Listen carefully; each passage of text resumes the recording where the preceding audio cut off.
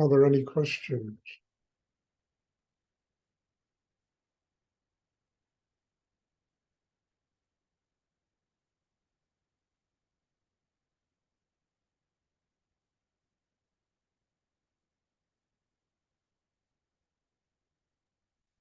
Stuart, I have a question.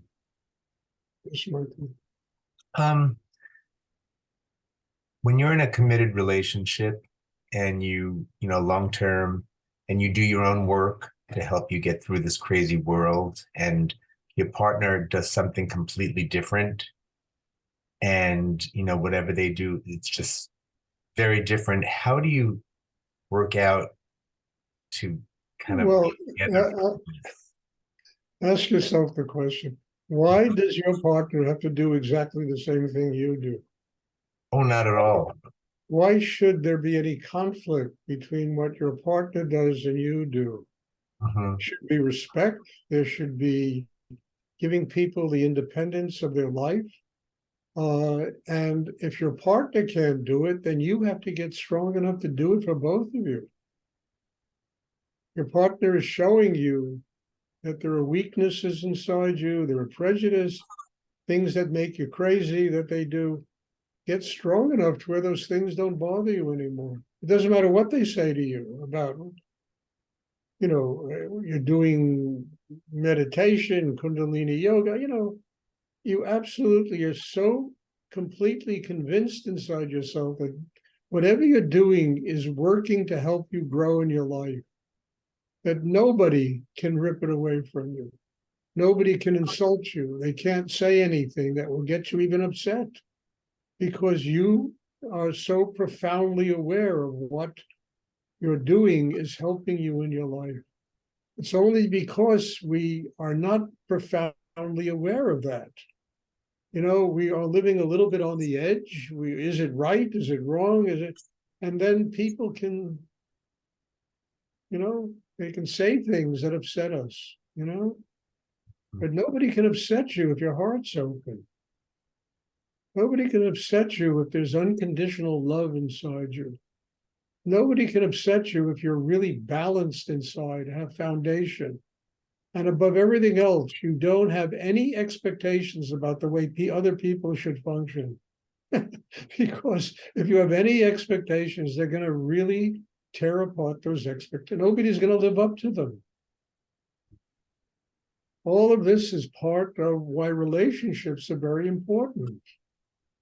They are a constant reminder that we have no other choice but to grow.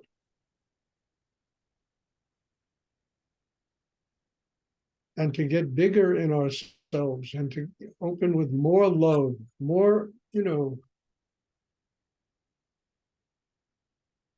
greater ability to just let it be God's world and not the world that we think it's supposed to be. And to allow ourselves to recognize that every person that comes into our life is a teacher. They're teaching you something about yourself. So instead of them instead of being angry at them because please try and sit still. Hello? Try.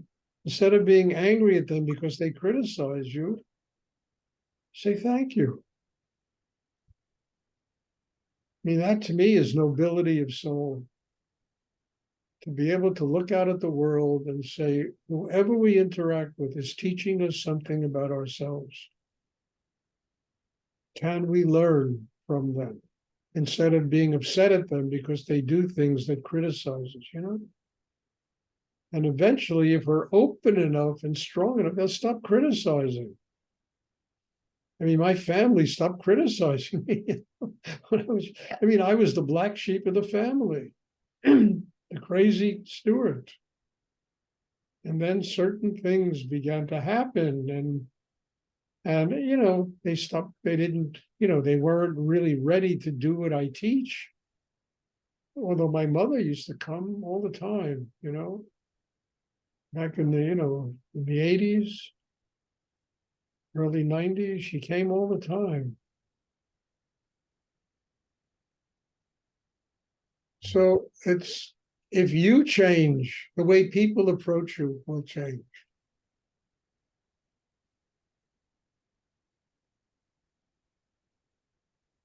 So if your partner is bringing up a lot of stuff in you, get stronger than the stuff.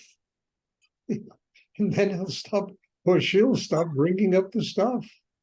If it no longer affects you, we'll try to find other stuff.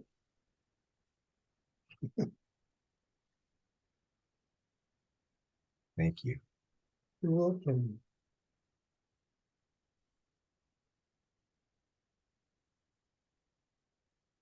We can only get angry and upset at the world if we are insecure in ourselves. And if we have to defend our rightness and what we think is the way everybody is supposed to live. I don't know how anybody's supposed to live. And boy, is that one of the best defenses I have about dealing with a crazy world. I have no idea how anybody I meet or anybody I know is supposed to live. And I respect that because this is not my world and I can't conceptualize it, create little cubicles to fit everybody into because they function the way I think they're supposed to function. It's God's world. And this world has been created to teach me what I need to do to grow, to become more of a human being and to eventually gain spiritual enlightenment.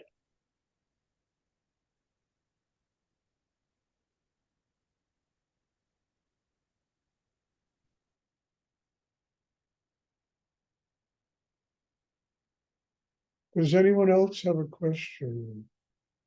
I hope this is clear because it's not only for you, Michael, this is for, I think, everybody, including myself.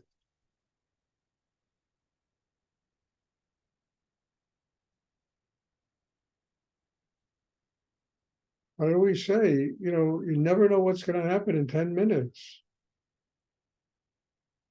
5 minutes. You never know. That's why a person has to truly build a system inside themselves that's strong enough to deal with their karma, whatever it is. And instead of being angry at people because they criticize you, say thank you. Okay, I got things wrong. I will fix them.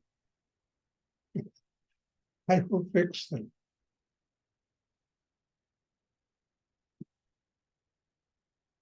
And if you approach people that way, they'll stop criticizing you. They'll find somebody else to criticize that they can dig that kind of corkscrew apparatus and pull their guts out.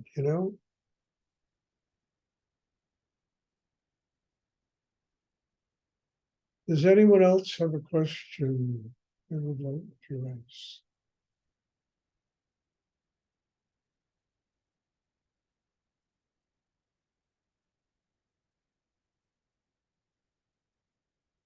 I remember Rudy, I've said this before, he once told me I could not pay a therapist $1,000 an hour to tell me what's wrong inside me that my mother, just meeting my mother every day will tell me.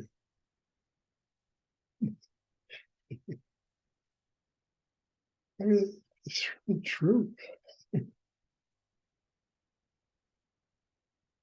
If there's something wrong with any of us, you come in, you're feeling, oh, your shoes aren't shined, you're this, you're that, I don't like the pants you're wearing, the shirt, the blouse,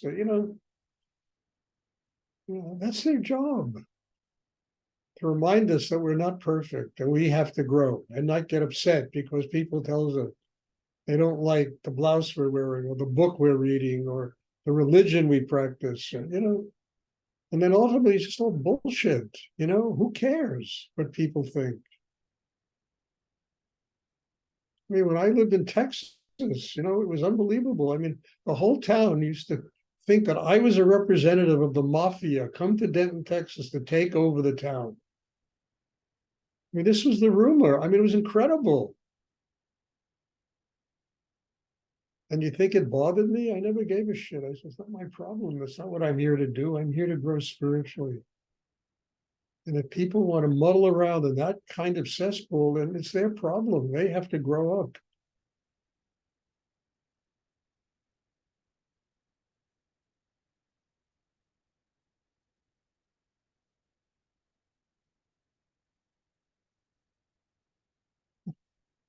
I was a mafia don sent to Denton, Texas. Go for that town.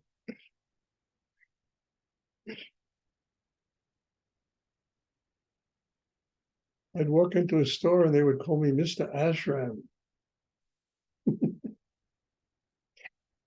Oh, good morning, Mr. Ashram.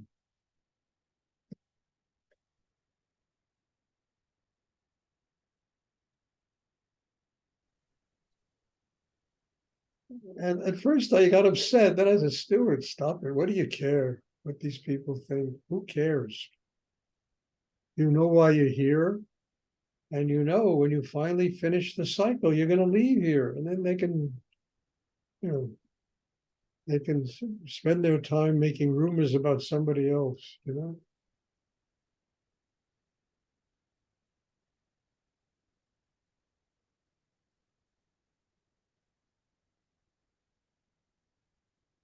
Does anyone else have a question they would like to ask?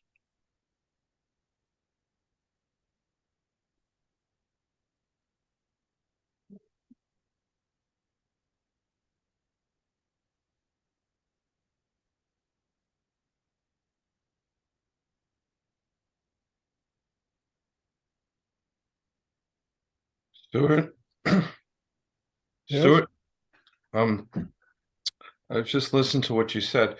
Like, I have a hard time sometimes with boundaries with people. Um, and sometimes I think like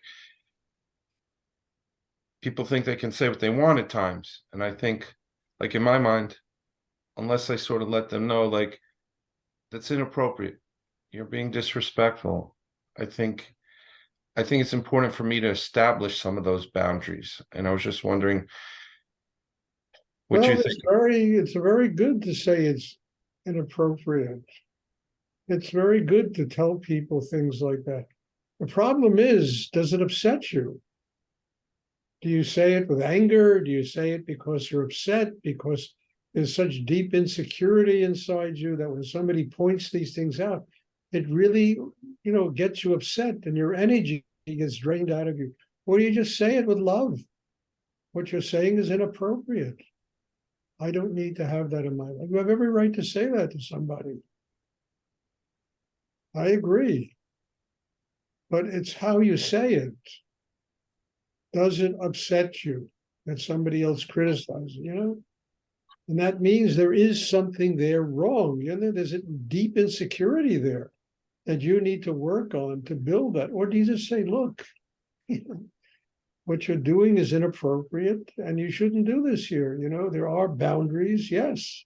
Nobody has the right to trespass on somebody else's space, but it's how we react. And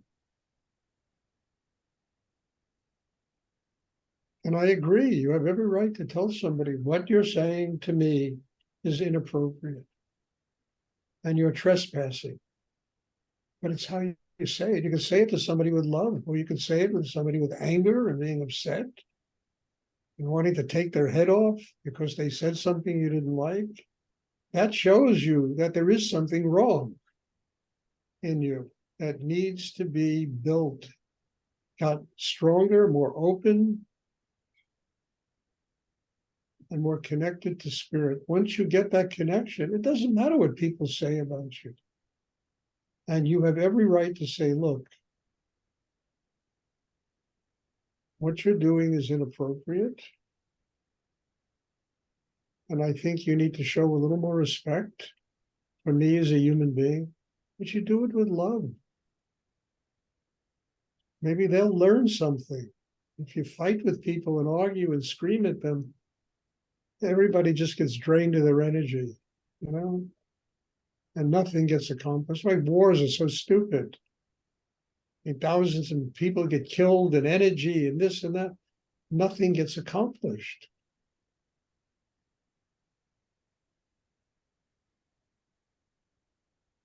So that's all I'm saying. I'm not saying you have no right to say to somebody, look, you're trespassing. What you're saying is inappropriate. And I think you should be more respectful in this. You have every right to say that to somebody, but say it with an open heart. Say it with grounding, with your mind quiet, with you very strong inside, where even what they're saying doesn't really affect your inner life or your spiritual development.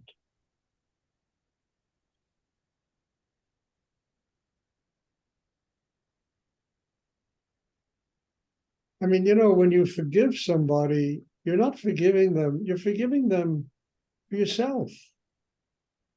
Because you have to move on in your life. And as long as you hold a grudge and you're angry at somebody and pissed off at them and whatever, you never move on.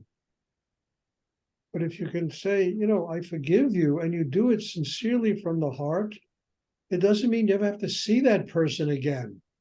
But you have let go of the situation. You can move on. And if they never change, it's their problem. It is not your problem. You have grown past it by just finding in your heart forgiveness.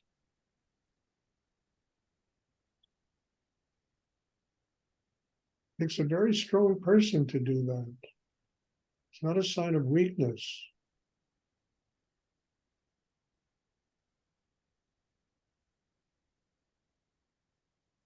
Does anyone else have a question they would like to ask?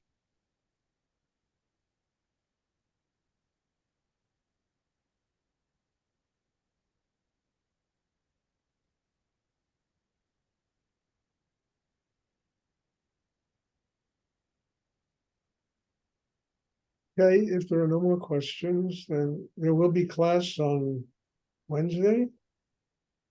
God bless you all. Thank you. Thank you for being here, being my teacher, making it possible for me to grow in my life. God bless you all. And I'm looking forward to seeing everybody on Wednesday. Have a wonderful day and tomorrow, and see you soon. Bless you. Thank you, Stuart. You're welcome. Thank you very much.